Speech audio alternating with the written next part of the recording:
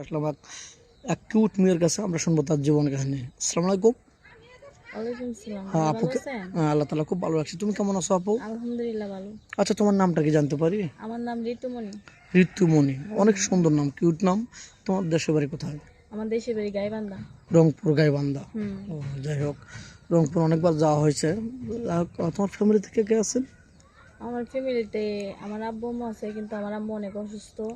আমার আব্বু রিক্সা চালাইতো, কিন্তু এখন পারে না। ও, বয়স হয়ে গেছে। হ্যাঁ, অনেক বয়স তোমাদের হয়ে গেছে। ফ্যামিলিতে কয়জন আছো? তোমার ভাই বোন কয়জন? ফ্যামিলিতে আমার ছোট একটা ভাই আছে আর আমি। ও, দুই ভাই বোন, তাহলে তো সুখী পরিবার। তোমার বাবা অসুস্থ না? হুম। এখন তোমার বয়স কতটুকু?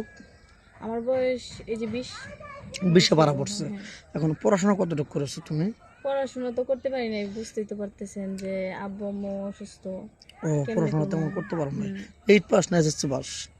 এত পড়তে পারি নাই তো। 8 পাস। 8 পাস। ও আচ্ছা আচ্ছা, মানে পড়াশোনার ইচ্ছুক ছিল কিন্তু তোমার আব্বুর অর্থ ভালো না, টাকা পয়সা নাই, এই জন্য পড়াশোনা করতে পারো নি নাকি? না। ও আচ্ছা আচ্ছা, বুঝতে পারছি। অনেক জীবনে হয়তো দুঃখ কষ্ট লুকিয়ে আছে, আমরা ধীরে ধীরে সব শুনবো।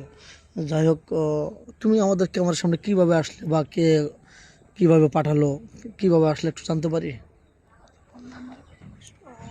না, তুমি যে আসলে আমাদের ক্যামেরার সামনে কি জন্য আসছো? কারো থেকে শুনছো মানে আমাদের ঠিকানা? হ্যাঁ, শুনছিলাম তো, কিন্তু শুনে আর কি আসছো? আমার বান্ধবীর কিছুদিন আগে বিয়ে হয়েছে, বুঝছেন? ও মানে আচ্ছা অনেক আচ্ছা, ওর অনেক সুখ হয়েছে, এই জন্য আসছো না? কিন্তু আমারও কিন্তু বিয়ে হইতেছে না। আমার আব্বু অনেক অসুস্থ, আম্মু অসুস্থ, কিন্তু টাকা পয়সা নাই কে। আমার বিয়ে দিতে বলছে, মানে টাকা লাগবে অনেক। আচ্ছা, তোমাদের ওদিকে যৌতুক কিরম লাগে? 4-5 লাখ? হ্যাঁ, এরকমই হবে। ওটা তো অনেক অনেক সমস্যা। 4-5 লক্ষ টাকা তোমরা কোথায় পাবে নাকি? আচ্ছা, তো তোমাকে যদি বিনিময়ে কেউ চাকরি দিতে চায়, তুমি কি বিনিময়ে চাকরি করবা? না।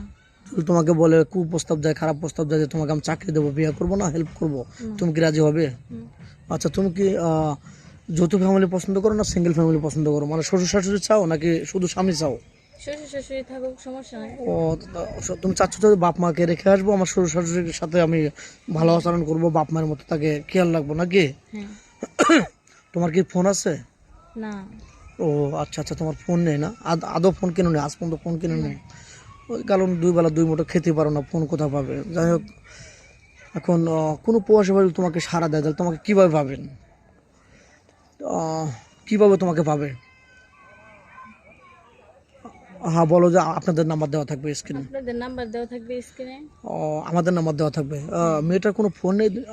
মেয়েটা খুব প্রথম আসছে, খুবই নার্ভাস। মেয়েটার কোনো ফোন নেই, আমাদের নাম্বার দেওয়া থাকবে, মানে ইউটিউব চ্যানেল কর্তৃপক্ষের নাম্বার দেওয়া থাকবে। কেউ ভিডিও কল দেবে না, ভিডিও কল দিলে ব্লক করতে বাধ্য হবে। ইমো হোয়াটসঅ্যাপ থাকবে। আর নামাজ কালাম তো পড়ো না?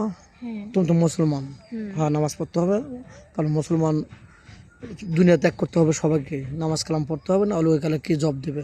তো যাই হোক, ভালো থাকবে, সুস্থ থাকবে, এই বলে শেষ করে দিলাম। আল্লাহ হাফেজ।